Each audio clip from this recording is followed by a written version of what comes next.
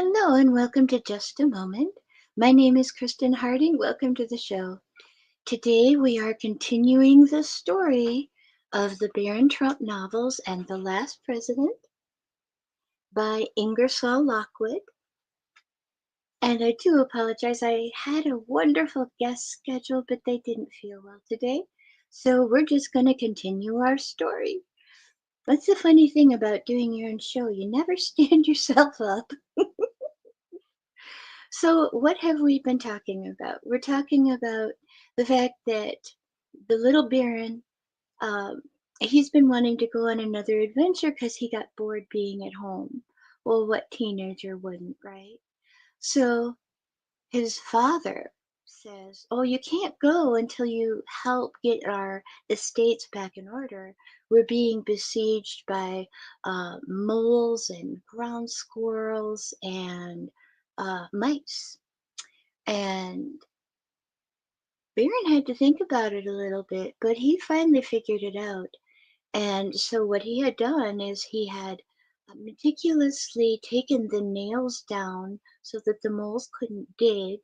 And uh, then we're going to go into the other part right now because with the moles not being able to dig, they couldn't really exist. So here we go. We're going to immediately The wildest panic seizes upon the community. They abandon their homes. With frantic haste, they pierce new burrows in every direction. These are the moles, leaving their ill fated companions behind them to die a lingering death, literally buried alive. Weeks, months will elapse ere they recover from this wild fear, and then they will be miles away. I think that's where we left off. And the ground squirrels, you ask? Well, the ground squirrel is a conceited, inquisitive, persistent, and hard headed little one, and he is hard toothed. If he knew that the world was round, he would claim that it was simply a huge nut and wish that he were big enough to get at its kernel. When the marbles first came rolling down into his burrow, he was pleased. They were so smooth, so round. He rolled them hither and thither, as content as a child with a new toy. Then he stored them away for another day's amusement. Pretty soon he began to tire of them. They were dreadfully in his way, and they annoyed him greatly, and yet he couldn't bear to think of parting with them. Finally, the question arose in his mind, what are they anyway? Surely they must have a kernel. And so he set to work gnawing upon them. They were terribly hard, but he was determined to get to the pit. Day after day he kept on at this thankless task, gnawing, gnawing, until one fine morning he awoke to make the awful discovery that his teeth were gone. Now, a ground squirrel may be said to consist of four things and nothing else. These gone, there is no way to keep the other part alive. True, he may, after infinite labor, struggle through a nutshell, but it is too slow work to keep up his strength. Every nut becomes a harder task. And so it was with the vast colony in our orchards. The first few days quite a number made their appearance as usual, then fewer and fewer came out of their holes, and they looked thin and feeble and showed no inclination to gambol and chatter. At the end of the week the work was done. They had wrought their own destruction. The entire colony had perished from starvation. Thus it was I restored the fair lands of our family to their own old time productiveness and removed all the obstacles which stood between me and my immediate departure from home. In a few days all was ready. The elder Baron and the gracious Baroness, my mother, parted from me with a gentle rain of tears and a refreshing shower of blessings. Accompanied by my dumb brother, the ever faithful Bulger, and one trusty servant, I set out by extra post for Vienna. Thence at breakneck speed I journeyed to Budapest. Buda, oh yeah, you know how they write it? Buda, Buda, and then a hyphen and Pesth, but I'm going to call it Budapest, and reached the Black Sea via Bucharest, traversing that body of water in a swift vessel commanded by how about an old sailing master of mine. I skirted the foothills of the Caucasus Mountains and made my way to Tehran. Here I tarried several days, long enough to purchase a few camels and horses and join a caravan soon to leave that city on a trading expedition. The proprietor of the trading company renewed his welcome in heartier terms when he was informed that I had brought a goodly collection of European trinkets with me. To clinch his goodwill, so to speak, I gave him a pair of very fine German pistols. We were now sworn friends. I remained with the expedition until it reached Kabul. The proprietor was astounded to learn that I did not contemplate returning westward with him. After a whole day spent in eloquent pleadings, he gave in, fell upon my neck, wept, and wished me good speed. I was glad to be rid of him, for I was in no humor to form friendships with men whose souls never rose above a sharp bargain. Attended by only my faithful Bulger and a single guide, I set out from Kabul, excuse me, crossed the northern Hindustan, and entered Tibet to the north of the Himalayas. This was the land of which I had long dreamed, a land absolutely unknown to the outside world. I never had any inclination to pass over beaten tracks. By nature and education a lover of the strange and marvelous, my soul expanded beneath the skies of this far away and curious land, like a flower beneath the sunlight of a warm May morning. Well, hello, Peggy. Hello, Paul. Hello, Larry. Hi, Larry. Warm May morning, yes. Scarcely had I penetrated more than a dozen leagues into this wild, untrodden territory than I made the astonishing discovery that the sun's light was obscured the entire day, while the sky by night was flooded with a soft and mysterious light, quite bright enough to enable me to read the finest print with perfect ease. In other words, the natural order of things was exactly reversed. So I, always quick to accommodate myself to existing circumstances, made use of the dark days for the rest and sleep and pursued my journey by night. One morning, however, the mystery was explained. The impenetrable clouds, which had been veiling the heavens like a pall, suddenly sank earthward, and to my almost unspeakable astonishment, I discovered that this blanket of inky blackness was made up of living creatures, gigantic fireflies, quite as large as our ordinary bat, and far blacker in both body and wing. When night came, this living tissue was changed into a robe of sparkling, shimmering glow, mantling the heavens like a garment of burnished gold spangles, upon which a burst of soft light, as if from 10 times 10,000 waxen tapers, fell in dazzling engulfance. How about effulgence? There we go. It was something to see and to die for. Bulger's poor startled mind made him look up, half in dread, half in wonder, at this mysterious fire, which enveloped everything in its flames, and yet consumed nothing. I had but one thought. It was to capture several of these huge fireflies. Night after night I watched patiently for an opportunity. It came at last. I was preparing some coffee and my back was turned. Suddenly I was startled by a piteous outburst, half whine, half bark, from poor Bulger. A cluster of these living stars had fallen at his very feet. Quicker than thought, I sprang forward and threw my blanket over them. Then, with the greatest care, I transferred them to one of my wicker hampers. Bulger, upon seeing this basket on fire and yet feeling no heat, was most painfully nonplussed.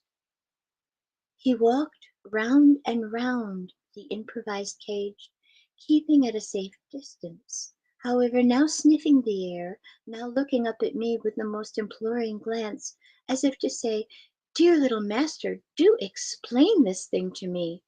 Why doesn't it burn up?" To my great disappointment, the three captives died after a few days' imprisonment, not, however, until they had laid a number of eggs, about the size of robins' eggs, which I packed away most carefully in my box of specimens.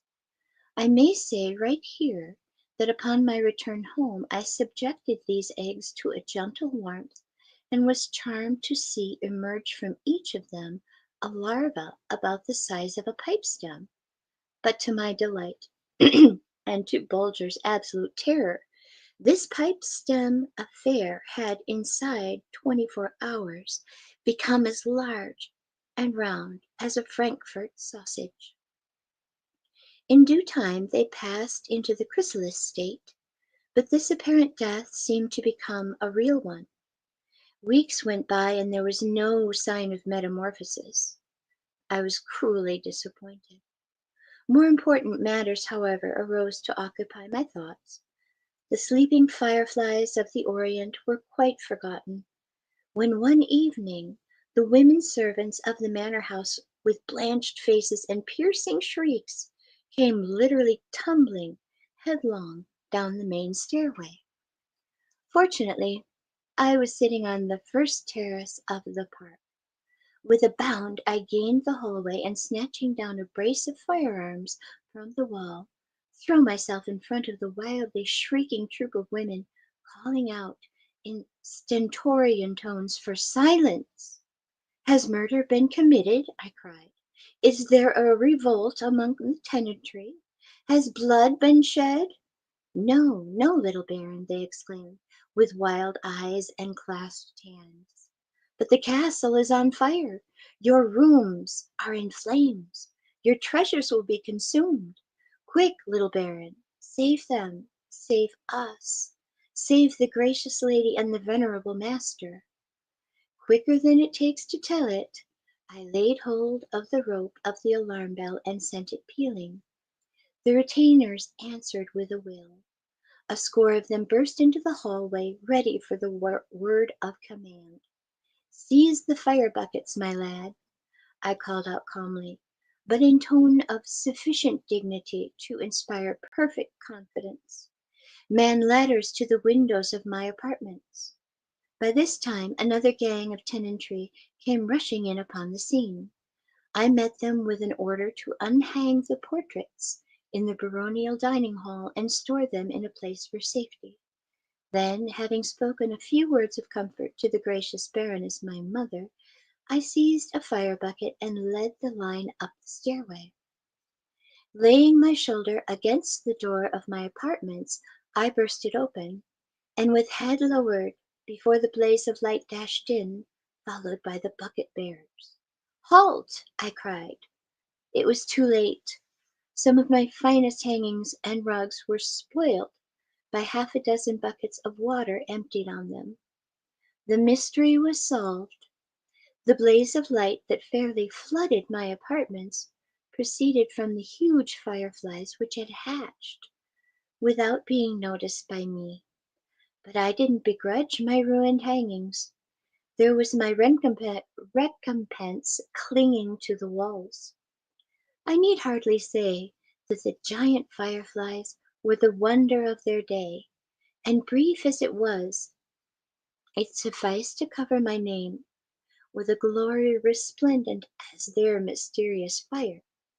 I caused a huge lamp of exquisite oriental pattern to be constructed, and having placed the light bearers beneath its dome of polished glass, passed several nights in the most perfect happiness, seated in its soft white light, poring over musty volumes of travel, written in tongues long forgotten, save by a few of the most learned scholars.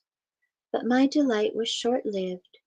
The gigantic fireflies absolutely refused to eat anything, although I tempted them with 100 different kinds of food.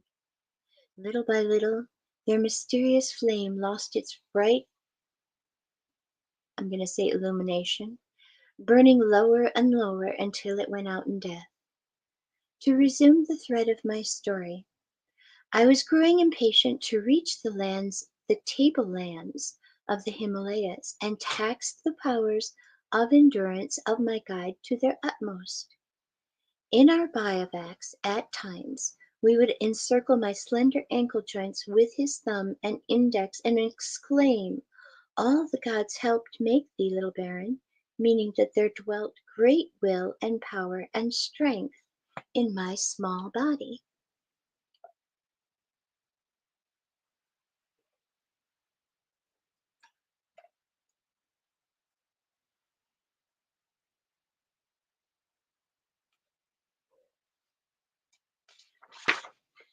The skies now cleared up.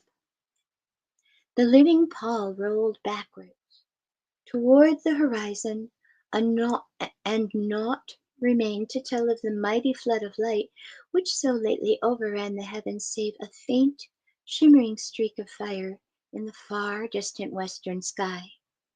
Soon it went out altogether. Thus far, our journey had been through an open country, with here and there a clump of forest trees, which at last grew so frequent that I felt sure we must be approaching the confines of some extensive piece of woodland. In this I was not mistaken. As we reached the summit of the range of hills, I could see in the distance a long, dark line of forests. My guide, who had pushed on ahead in search of water, came galloping wildly back. I paid no attention to him until I noticed that he had dismounted in great haste and was running towards me.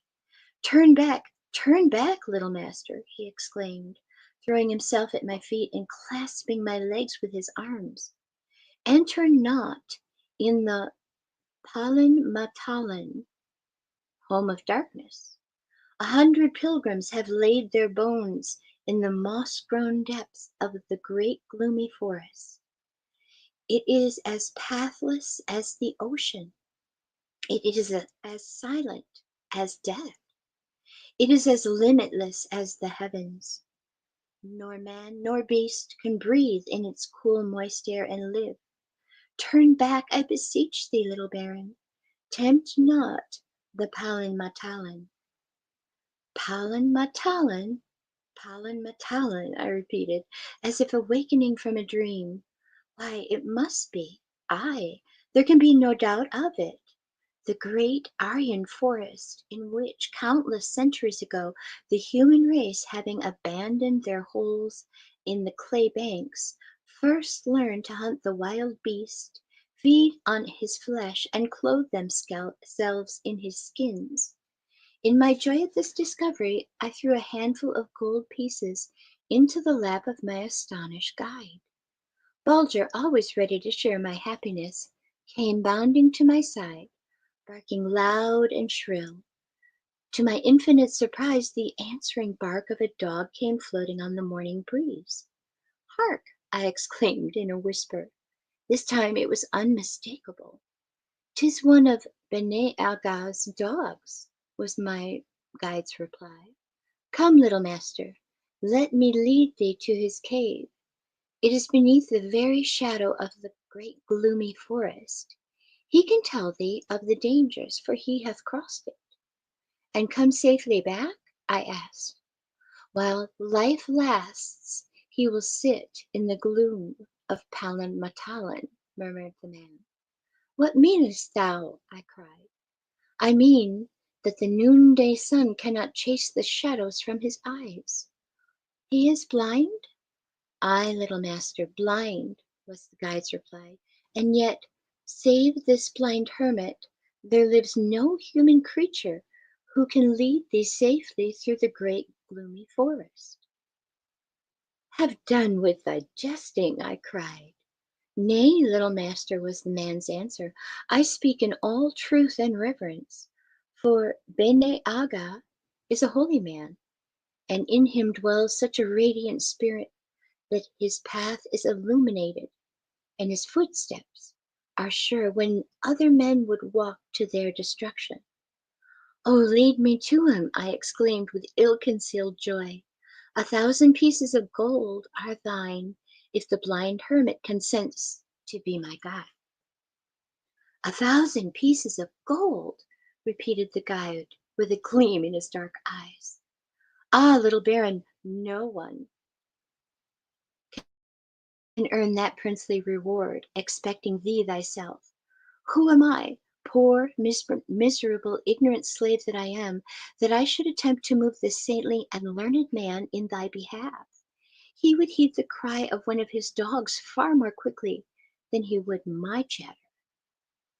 Is he so unlike his kind, I asked, as we rode slowly along, as to not love gold? Ay, little baron, if every dried leaf in his forest were a coin of burnished gold, he would not stoop to pick one up. Are his ears closed to flattery? As closed as his eyes are to the sun's rays. Loves he not some savory dish? Fruits and berries content him. Surely a draught of rare old wine, mellow with age, fragrant as crushed roses, purple within the beaker, would warm his heart to quicker beating and incline him to serve me. Nay, nay, little baron, a gourd full of water from the sparkling rill near his home in the rocks is sweeter to him than any nectar ever distilled by the hands of man. They say he is learned. Then shall my gift to be a score of rare old books, priceless parchments, filled with thoughts so noble, so deep, so subtle, that to read therein means to live 1,000 years in one. Ah, little master, replied my guide with a mournful smile, thou art still astray. This dweller mid the rocks, this lover of solitude, the measure of whose life, they say, is full 300 years, knows no other books than the pages of his own soul. On these he has turned his thoughts so long and so diligently that the foolish outpourings of so-called authors seem like the merest prattle of childhood.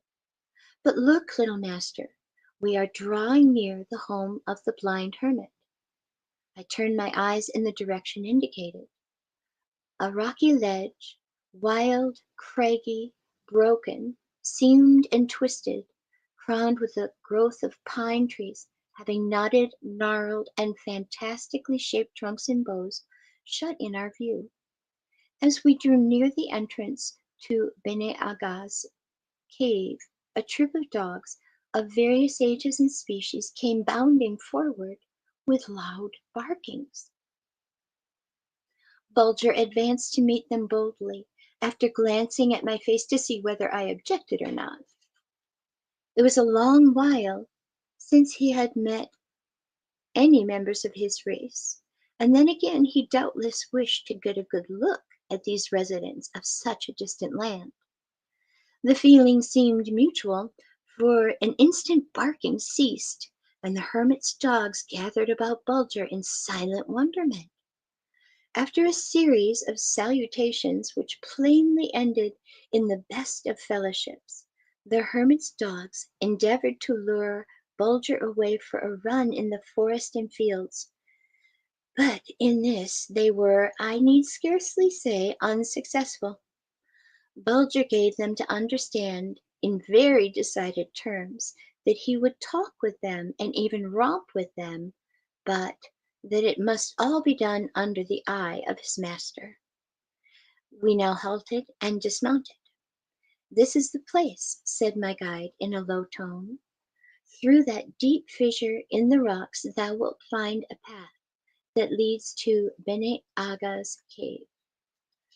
Enter it boldly, little master.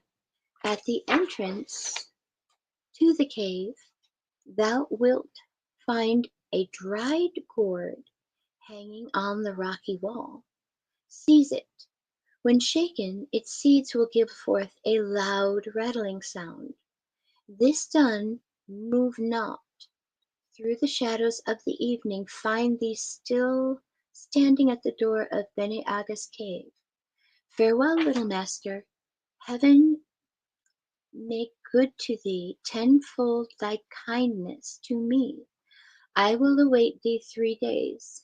If by that time, excuse me, time for a sip.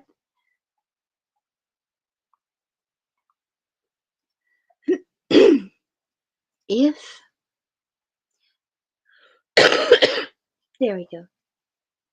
If by that time I do not hear thy voice calling me to serve thee again, I shall return to my kindred. Advancing to the left in the rocky wall, I found the gourd hanging by a leathern thong. The loud rattling of seeds as it broke the deep silence of this wild and lonely place, fit vestibule to a temple devoted to silence, solitude, and meditation, startled me painfully. Restoring the gourd to its place, I leaned forward to catch the faintest sounds of the hermit's voice, which might reach my ear, but it came not. The silence grew more oppressive than before. The broken, twisted rocks overhanging and surrounding me took on fantastic forms. In every dark cavity I saw some misshapen creature stirring about. A dreadful feeling of loneliness crept over me. No sound came save the loud throbbing of my own heart. A half hour went by. Bene Aga spoke not a word. Perhaps he sleeps, I whispered to myself. My words awakened the echoes of the rocky recesses, and the word sleeps came back to my ears in 100 different tones, now loud and hissing, now soft and sibilant. At last a full hour had gone by since I rattled the seeds of the dried gourd, and yet the blind hermit spake no word. Again the death-like stillness sank upon the place, and the gathering shadows grew deeper and deeper. Could the guide have played me false, I asked myself. Nay, that cannot be. And yet, why comes there no sound from Bene Aga's cave? Shall I summon him once more? May he not have gone forth to gather food? Am I doomed to be turned back when I have reached the very threshold of my long wished for desire? These and 100 other questions flitted through my mind as I stood in the dark and gloomy corridor that led to Bene Aga's cave. By the shadows on the rocky wall, I could see that I had now been standing at least 2 hours, awaiting the summons to draw nearer. But hush, he speaks at last. My heart bounded joyfully, and yet as if with a leaden weight upon it. Who disturbs my meditation? Were the hermit's words. I think that's a good spot to stop and take a break. What do you guys think? Looking for breathtaking photography that speaks for itself, whether it's the raw beauty of nature, the sleek professionalism of corporate imagery, or the infinite wonders of the sky, Donovan Pudoka captures it all. With over 10 years of experience, Donovan's lens doesn't just take pictures, it tells stories. His work is perfect for travel publications, corporate branding, artistic prints, or anyone who appreciates stunning photography. If you need high-quality images that elevate your project, Donovan Pudoka delivers. Have we sparked your interest in Donovan's work? Check it out at matrixminds/Pudoka. My eye promises you, you will not be disappointed.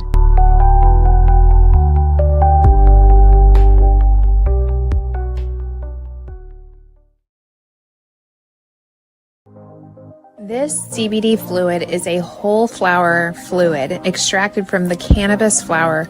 We don't use any heat, butane, or chemicals when we extract, so we get all of the components of the plant. All the CBD, CBG, CBA, all the terpenes, all the flavonoids. This allows our body to absorb at 60 to 90% rather than the average of 6 to 10% absorption you would get with a CBD oil. Because our bodies are made up of mostly water and this is a fluid, it's highly absorbable so that you're getting 500% more nutraceuticals per dose. We also have this available in our CBD spray as well as a muscle rub with all kinds of botanicals. You're going to absolutely love it. Check it out, Brainiacs. MatrixMinds.live/CBD. The CBD I use. Feel free again. Feel alive again. Hey there, Hunter. Go check out our friends at Colorado Custom Game Calls. They are all about creating a high-quality, custom, unique game calls at an affordable price. They are here for hunters that can't and won't pay upwards of $180 to $200 per game call. They pride themselves on giving their customers the opportunity to not only purchase an affordable and high-quality call, but to customize their game call to their liking. So listen up and go check them out. That's www.coloradocustomgamecalls.com. They got calls for all type of game, and all the game calls can be custom made to your own likeness. That's www.coloradocustomgamecalls.com. Tell them Matthew sent you from the Matrix Minds.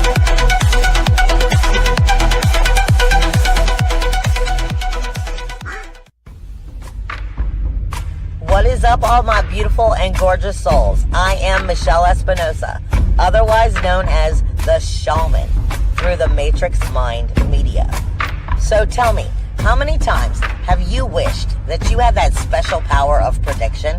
You know, to know what was going to happen before it actually happened and took place. To have some power and control over that situation before things came flying at you out of left field. The thing is, you actually can have that power. You can be aware of what's coming. Tune in to Astrology TV with me for Breaking the Cage every Sunday evening at 10 p.m. Eastern on the Matrix Mind Media. And I will go through the astrology and help put you on the right course and get you back in control of your own life. Love you guys. And we're back. My name is Kristen Harding. I am reading the Barron Trump novels and The Last President. And where did we leave off? Well, we left off with the hermit finally answering him. He said, "Who is it that disturbs my meditation?"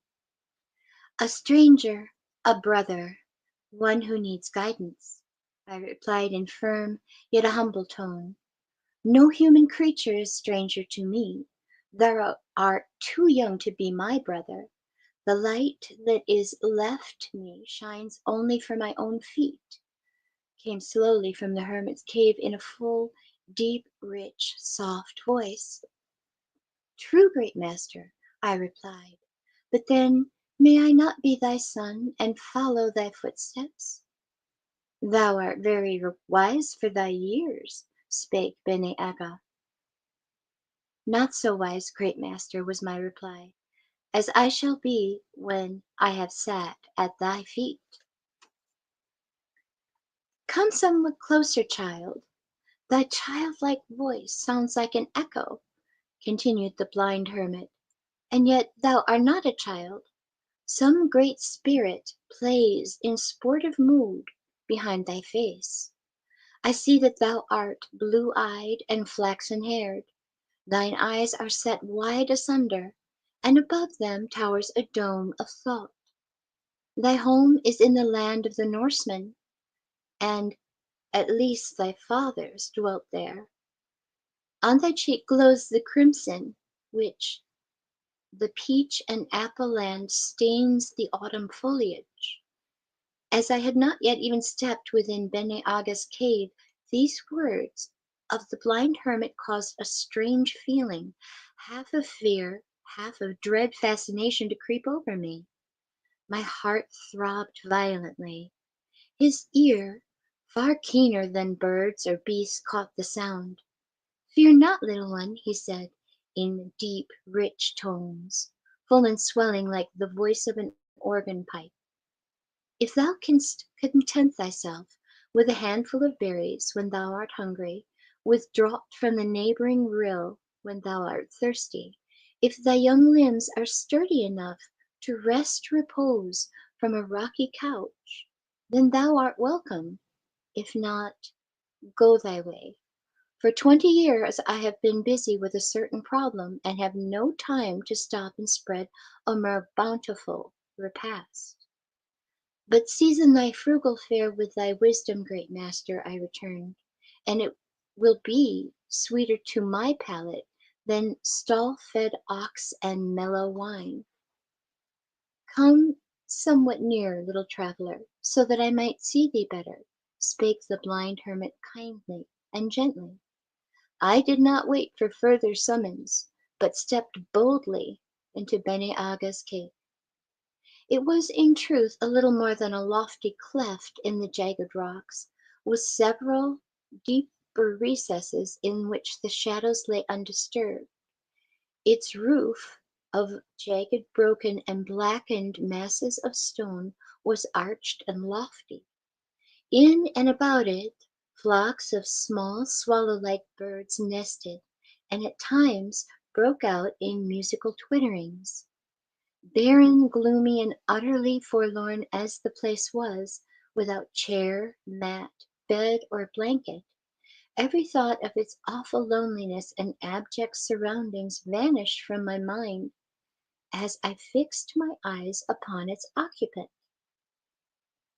As I stepped within the limit of Bene Aga's cave, he had slowly risen from his bench of stone and now stood erect in front of me. Of powerful build, tall and majestic, with long snow-white hair and snowy beard, he towered like a statue of Parian marble in the dim twilight, to which now, however, my eyes had become accustomed. I gazed upon him, half in fear, half in delight. I could feel my breath coming faster and faster as I riveted my gaze upon his wonderful face, so full of love, patience, courage, and contentment. Had he bent his eyes upon me, I would never have believed him blind, for they were unclouded, full, and lustrous. And yet on second look I saw that their gleam was like the brightness of a polished gem that lacks the softness of living, sensitive orbs. Bene Aga was clad in a rude garb of dried skins from which the hair had been skilfully scraped. Tossed back from his broad and massive brow, his white locks hung in heavy ringlets on his broad shoulders, while his wonderful beard, as white and glistening as spun glass, around his body twice entwined, clung like a snow wreath twisted about a sturdy oak by the circling gale. So, like a mighty son of earth, he towered, rude yet noble, untaught yet learned, human yet godlike, and I stood transfixed. My tongue forgot its tricks of speech. I felt that I should turn to stone if he did not speak to me. While standing thus speechless, robbed of power to move a limb, Bulger broke the spell. At Bene Aga's feet lay a sick dog, infirm through age and not ailment, blind like his master, his head pillowed on some soft dry leaves, the only semblance of bed within the hermit's cave. Bulger's eyes, Bulger's gaze fell upon this pitiful spectacle. With cautious step, outstretched neck, and wide-opened eyes, he approached his sick brother, sniffed him over, licked his face and ears, whined piteously, and then fixed a pleading look upon me as if to ask, "Dear little master, canst thou not do something to help my poor sick brother? Canst thou not make him well again? so that I may coax him out into the warm sunshine to play with him? Bene Aga spake. I see that thou art not alone, little wanderer. Thou bringest a companion with thee. He is welcome. His tenderness and sympathy will carry joy and gladness to the heart of my suffering friend, whose head I've pillowed upon some soft grass. I too love dogs. Thou seest they are my sole companions. Their love is less exacting than human love. They require no pledge or promise. They understand my silence, read my thoughts, and are content. But come, little traveler, time presses. Speak. What brings thee to Bene Aga's cave? If it be idle curiosity, depart. But if thou seekest counsel, if thou comest with honest intent to ask my advice in some arduous manner, I am ready to serve thee. I thank thee, great master, I replied humbly. Know then that I would traverse the great gloomy forest, and that report hath reached mine ear that thou alone of all human beings canst guide me through its never lifting shadows, shield me from its poisonous vapors, and let me not follow my own footprints in ever widening circles until reason itself feels the dreaded spell of that vast, trackless, pathless wilderness. "'Tis true," gave answer Bene Aga in deep and saddened tones. "I can perform the service that thou askest. Ask, askest. Wow. But, O my son, thou must know that a most sacred vow holds me in its mysterious power, securely locked, that I should lead no fellow creature through that pathless wood, save on certain conditions." "Name them, great master," I cried. "That he who asks this service," continued Bene Aga, shall tarry 30 days and nights with me in my rocky home, to inure him to the burden of awful gloom and silence, that he in that time taste no food save the berries on which I feed, slake his thirst with draught not other than that which I bring to him from the neighboring rill, and sleep on bare rock, even as I do. Reflect, as this apprenticeship is severe. Deem it not dishonorable nor weak to shrink from so hard a task. Pause, reflect ere thou answerest. I'll resume my meditation for an hour, and then question thee again." "Be it so, great master," I made answer, and Bene Aga's sightless eyes seemed to turn to the shrunken form of the dying dog. Silence filled the cave, and feeble twilight struggled against the gathering gloom. My thoughts turned homeward. I could hear the gentle voice of the Baroness, my mother. The castle windows were lighted, and the tall lindens shook a rich perfume from their blossoming boughs. All seemed so sweet and peaceful. My mother's voice reached me. I caught its very word. "Set forth my son's repast," she said in soft, mild tones. "See that his favorite dishes are kept warm. Choose none but the choicest wine for him, and take good care that his bed be soft and even, and his pillows smooth." My breath came only with painful effort as these words rang in my ears. I started up with a bound. In spite of myself, I took a step toward the portal of Bene Aga's cave, where the last rays of the setting sun tipped the angry, jagged, broken rocks with gold. "Well, my son," spake the blind hermit, "art thou still resolute?" "Ay, great master," I cried, turning back and drawing near to him. "Fear naught. Though puny in body,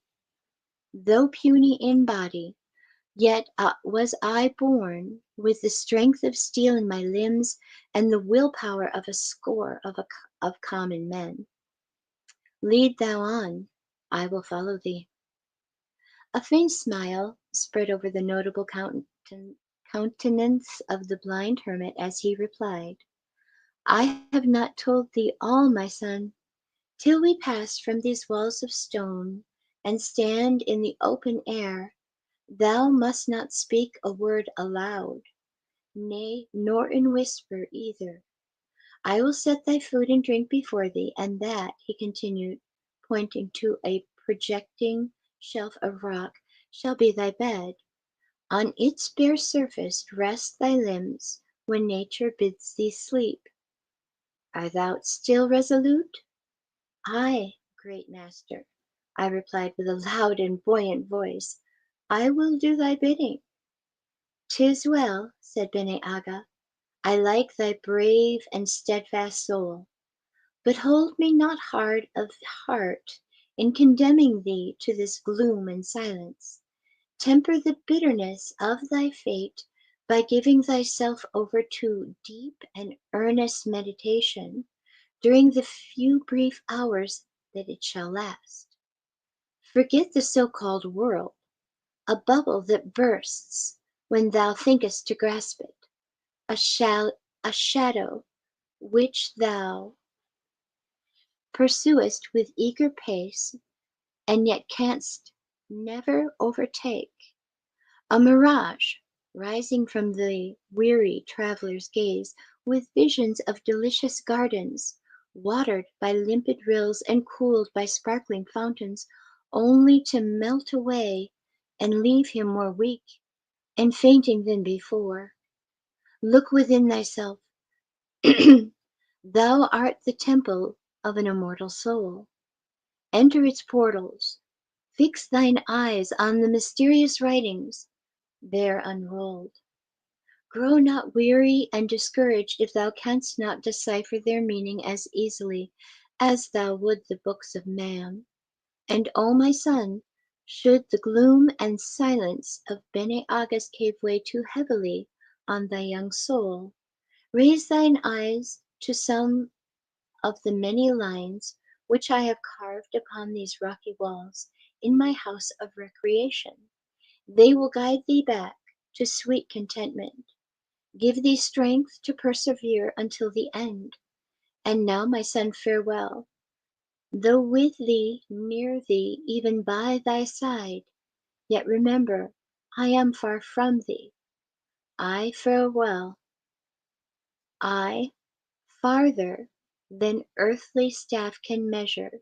Be hopeful, be strong, and thou wilt conquer again. Farewell. Farewell, great master, farewell, I exclaimed. And as my words echoed through that vast rocky chamber, the last ray of light fled before the thickening gloom, and all was inky blackness. I had noticed, ere the darkness came, that I was standing near the projecting shelf of rock which was to serve me as a bed when nature called me at last to rest. Turning now softly, I groped my way toward it and stretched myself at full length on its bare surface. For a few moments all went well.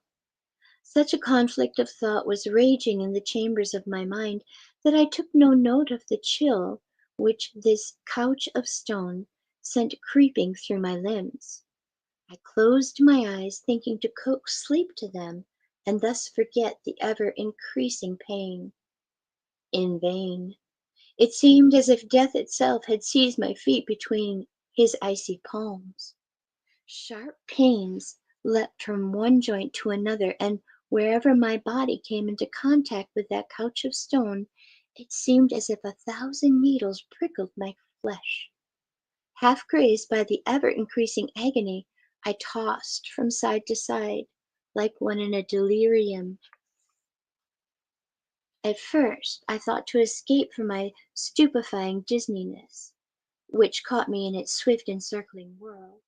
My heated pulse beat at the thin walls of my temple until it seemed as if I would go mad.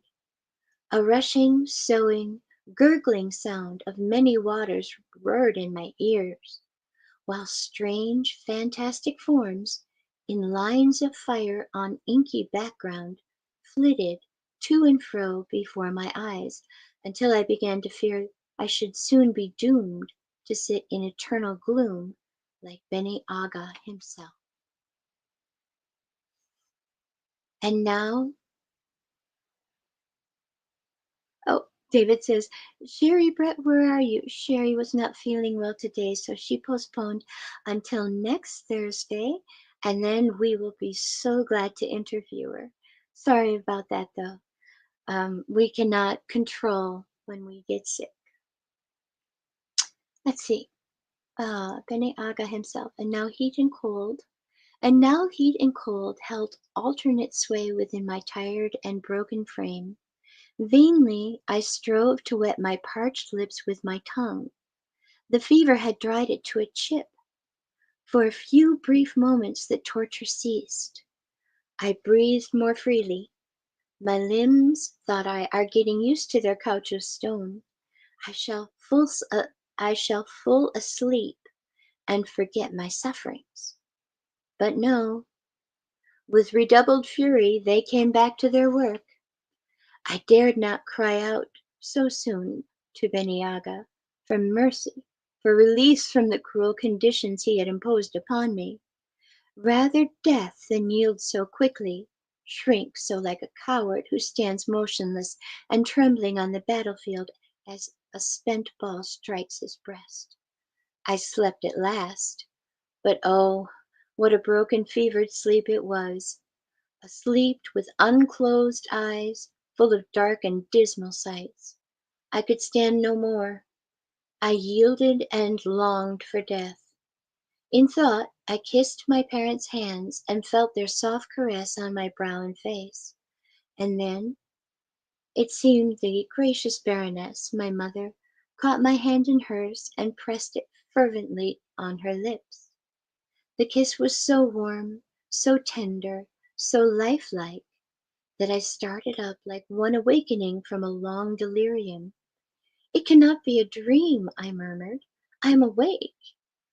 Tossing my racked form over on its side so that I could touch my right hand, the one on which I had felt the kiss, with my left, the mystery was then explained. It was Bulger. He was beside my couch of stone. It was he who had licked my cold, numb hand and turned my thoughts homeward. I caressed his head and ears and sought to make him lie down, lest the rustle might disturb the blind hermit.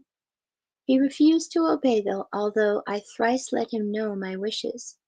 It was his first act of disobedience, and for an instant drove all thoughts of pain from my mind.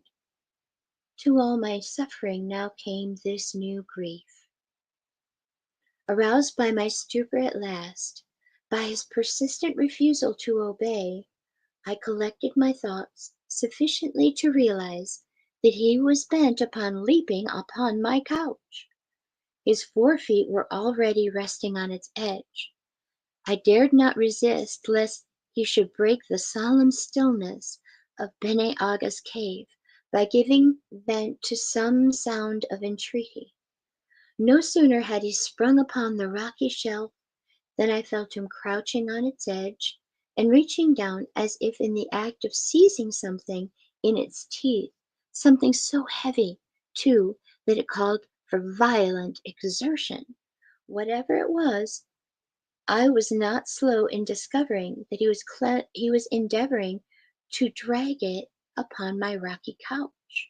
Half rising, I stretched out my hand to solve the mystery. Oh, beloved Bulger! In an outburst of affection, I pressed my lips repeatedly on his body. He took no note of my caresses, but only tugged harder at the thing which he held in his teeth. It was my blanket. Taught in his early years to fetch my slippers, my gloves, my cap to me, when he found them lying here or there, he had never forgotten to render me these petty services, and thus Noticing my blanket had apparently been forgotten, he seized it, heavy as it was, and dragged it to his little master's bed. Regardless of Bene Aga's ire, unmindful of the fact that to accept Bulger's gift was plainly an open breach of the compact between the blind hermit and me, I wrapped my bruised and aching body in the thick warm covering and fell into a long, refreshing sleep. Such was my first night in Bene Aga's cave. The next day was bright and clear, and the rocky chamber seemed less dismal to me. My eyes were becoming accustomed to the gloom.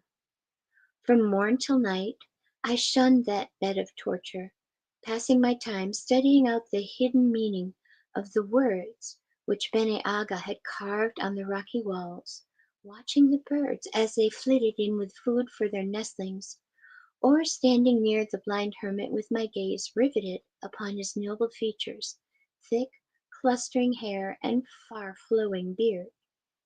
From this time from this time on all went well.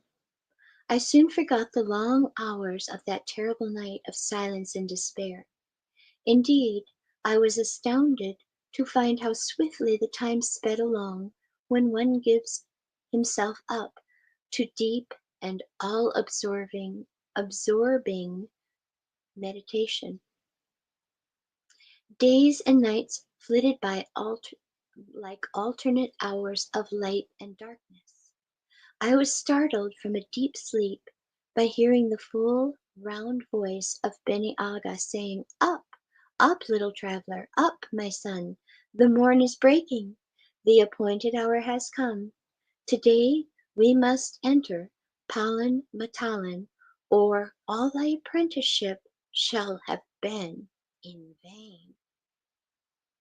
I sprang up and, approaching Bene Aga, related in tones of unfeigned grief how I had disregarded the sacred compact between us, and although it cut me to the heart to be obliged to turn back when I stood upon the very confines of the great gloomy forest, yet I was not worthy to follow him, and was firmly resolved not to plead for mercy.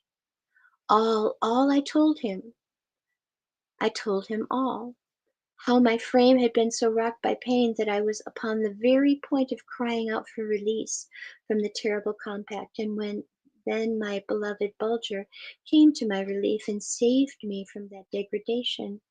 He heard me in silence, his noble countenance giving no sign, no hint of what was going on within that lofty soul. At last a sad and almost imperceptible smile spread over his face, and he spake as follows: "Take heart, my son, all is forgiven. Thou art but a child, and I should have lightened the burden of this apprenticeship. Now can I hold thee worthy of Nor can I hold thee worthy of blame for yielding to such a touching proof of thy dog's love for thee. Hadst thou repulsed him, he would have lain in wakeful sorrow by thy bedside all night, dear faithful soul. Would that he belonged to me." So saying, Beni Aga bent his towering form and caressed Bulger's head and ears. Nor was Bulger slow in returning the hermit's caresses. They had become the best of friends. Bulger felt the fascination of Bene Aga's mysterious power from the very first. Oh my goodness, look at that. It's already at the top of the hour. Well, let me just mark the page here. And the next time that my guest has to postpone, we'll take it back up again. So that is all for now, my dear friends. Thank you so much for joining us. Never forget that you are amazing. You are loved. Be well, be safe out there. Protect your peace. And I'll see you on the next show. Bye.